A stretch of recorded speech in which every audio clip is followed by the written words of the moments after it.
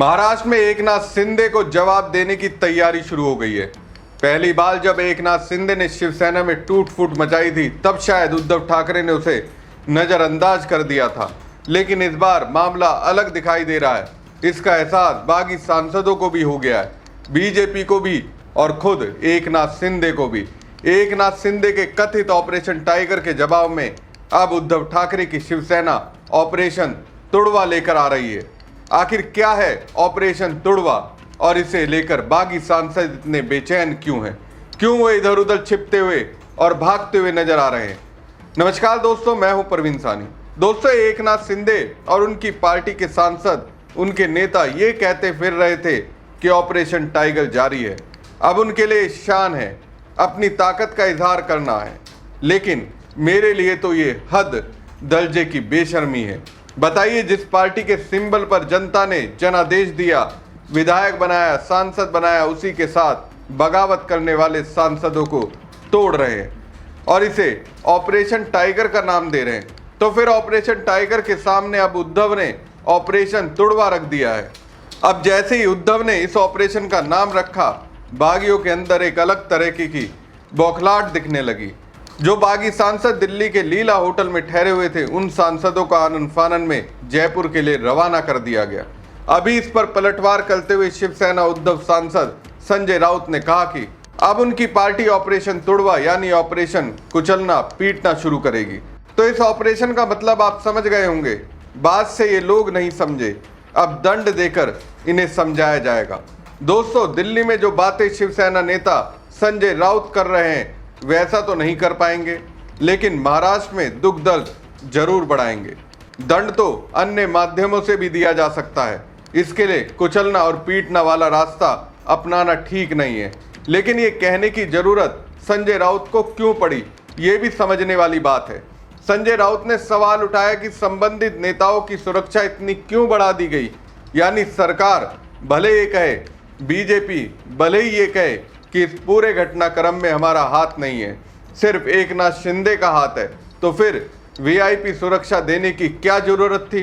जब मामला आपका है ही नहीं तो सुरक्षा क्यों? जाहिर सी बात है, जब आपका राजनीतिक फायदा उनसे जुड़ा हुआ है तभी तो आप उन्हें पुख्ता सुरक्षा उपलब्ध करा रहे हैं। दूसरी बात, कहीं ना कहीं आपको लग रहा होगा कि जो शिवसेना समर्थक हैं, जिन्होंने उद्धव ठाकरे और बाला साहब ठाकरे के नाम पर इन्हें वोट देकर सांसद बनाया, वो उद्धव ठाकरे से बगावत करने पर नाराज होंगे, इसलिए सुरक्षा दी गई है। संजय राउत ने यह भी कहा कि अगर हिम्मत है तो बिना सुरक्षा और बिना ईडी सीबीआई के मैदान में उतरकर दिखाएं। बागियों को भारी भरकम सुरक्षा दी गई है। अब सिर्फ भारतीय सेना को उतारना बाकी है उनकी सुरक्षा करने के लिए। संजय राउत का दावा तो ये भी है कि इन बागी सांसदों को 25-25 करोड़ रुपए दिए गए हैं और इन्हें भारी सुरक्षा के बीच लीला होटल से जयपुर शिफ्ट कर दिया गया है। इतना डर आखिर किस बात का है? सवाल तो यही है। संजय राउत ने यह बयान बीजेपी नेता गिरीश महाजन के जवाब में दिया। उन्होंने कहा कि अगर ईडी और सीबीआई उनके हाथ में आ जाए तो आधे घंटे में गिरीश महाजन को भी तोड़ सकते हैं। दोस्तों, 18 जून की सुबह 11 बजे के आसपास शिवसेना उद्धव की एक इमरजेंसी बैठक बुलाई गई थी। व्हिप जारी किया गया था और सभी सांसदों को आने के लिए कहा गया था, लेकिन सिर्फ 3 सांसद आए, बाकी 6 सांसद नहीं आए। अब नहीं आने वाले सांसदों को कारण बताओ नोटिस जारी किया गया है। उन्हें 7 दिनों के भीतर जवाब देना होगा और अगर ऐसा नहीं किया तो उनके खिलाफ कार्रवाई की जाएगी, यानी उनकी संसद सदस्यता खत्म कराने का प्रयास शुरू होगा। पहला मामला लोकसभा स्पीकर ओम बिरला के पास जाएगा। उसके बाद अगर वो निष्पक्षता के साथ कार्रवाई नहीं करेंगे तो मामला सुप्रीम कोर्ट जाएगा। हालांकि मैंने पहले ही आपको बताया कि अभी भी बहुत सारे सांसद ऐसे हैं जिन्हें सोशल मीडिया पर बागी बताने का प्रयास किया जा रहा है। 6 सांसदों में से 2-3 सांसद ऐसे हैं जो हैरान हैं कि उनका नाम बागी सांसदों की सूची में कैसे आ गया। 2 सांसदों ने तो अपनी मजबूरियां भी बता दी। एक ने कहा कि बेटे का चुनाव है, चुनाव प्रचार में व्यस्त हूं, इसलिए नहीं आ रहा हूं। दूसरे ने कहा कि 20 जून को बताऊंगा। तो ऐसे में सवाल है कि जिन सांसदों को लीला होटल से जयपुर शिफ्ट किया गया है उसमें वो सांसद कौन है? और फिर ये क्यों दावा किया जा रहा है कि 9 सांसदों में से 7 सांसद एकनाथ शिंदे के साथ हैं? यानी मानसिक तौर पर माहौल बनाया जा रहा है कि वास्तव में शिवसेना का साथ 6 से 7 सांसदों ने छोड़ दिया। अंदर खाने, डराने, धमकाने का प्रयास हो रहा है। पैसे देने का खेल चल रहा है। चट्टान की तरह उद्धव ठाकरे के साथ खड़े रहने वाले अरविंद सावंत ने तो यहां तक दावा किया कि ऑपरेशन टाइगर की चर्चाओं का माहौल मीडिया का एक वर्ग बना रहा है जो सत्ता की गोद में जा बैठा है। उन्होंने कहा कि 14 जून को उद्धव ठाकरे की अध्यक्षता में एक बैठक हुई थी जिसमें सभी सांसद शामिल हुए थे।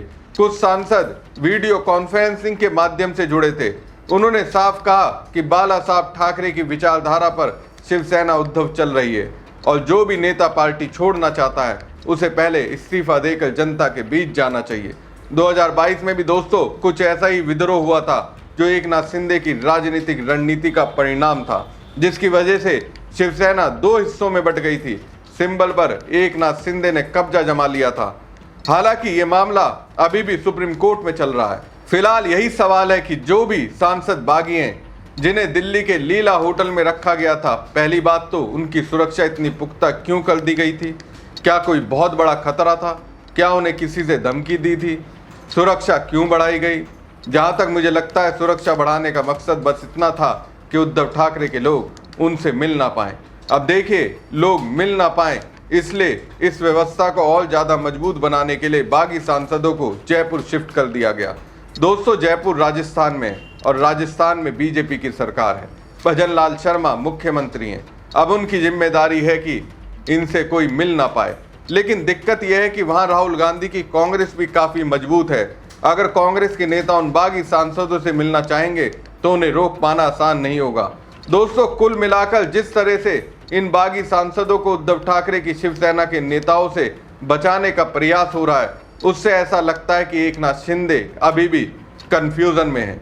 उन्हें अभी भी लगता है कि जो भी सांसद टूटकर उनके पास आए हैं या आने वाले हैं, उनका मन बदल सकता है और मन बदलने से रोकने के लिए उन्हें अलग माहौल में रखा जा रहा है। बागी सांसदों को जयपुर के रिसोर्ट में भेज दिया गया है ताकि उन्हें ये एहसास कराया जाए कि आप हमारे साथ रहेंगे तो ऐश करेंगे, मौज करेंगे। दिल्ली क्या, ये सांसद हमेशा दिल्ली या राजस्थान में ही रहेंगे? उद्धव ठाकरे से विश्वासघात करने के बाद आखिर कभी ना कभी तो महाराष्ट्र जाएंगे, अपने संसदीय क्षेत्र में जाएंगे। क्या वहां के कार्यकर्ता और नेता इन्हें माफ कर देंगे? एक सांसद के बारे में जैसे ही पुणे में लोगों को पता चला, नारेबाजी शुरू हो गई, घेराबंदी शुरू हो गई। लोग कहने लगे कि आप जीते हैं शिवसेना उद्धव के सिंबल पर और चले जाएंगे एकनाथ शिंदे के साथ, जबकि वो अभी एकनाथ शिंदे के साथ गए भी नहीं है। उन्होंने सिर्फ इतना कहा है कि 20 जून के बाद अपनी स्थिति स्पष्ट करेंगे। तो सोचिए, जब ये सांसद वास्तव में उधर से विश्वासघात करके अपने संसदीय क्षेत्रों में पहुंचेंगे तब क्या होगा? शायद संजय राउत इसी और इशारा करते हुए कह रहे हैं कि ऑपरेशन कुचलना पीटना ऑपरेशन टाइगर का जवाब होगा और इसके रडार पर एकनाथ शिंदे भी आ सकते हैं, क्योंकि आज की तारीख में राज ठाकरे और उद्धव ठाकरे दोनों एक साथ आ गए हैं। अगर कार्यकर्ताओं के स्तर पर देखा जाए तो दोनों दलों के कार्यकर्ता काफी मुखर और आक्रामक हैं। वो ज्यादा आगे पीछे नहीं सोचते। मैं इस बात को सही नहीं ठहरा रहा हूँ और ना ही ये कह रहा हूँ कि ये अच्छी बात है, लेकिन जाहिर सी बात है, जब आप कार्यकर्ताओं के विश्वास पर खरे नहीं उतरेंगे, कार्यकर्ताओं के साथ धोखा करेंगे, तो गुस्से का इजहार किसी न किसी तरीके से जरूर होगा। हमारी खबर आपको कैसी लगी कमेंट बॉक्स में कमेंट करके जरूर बताएं। साथ ही पेज को ज़्यादा से ज़्यादा लाइक और शेयर कीजिएगा। धन्यवाद।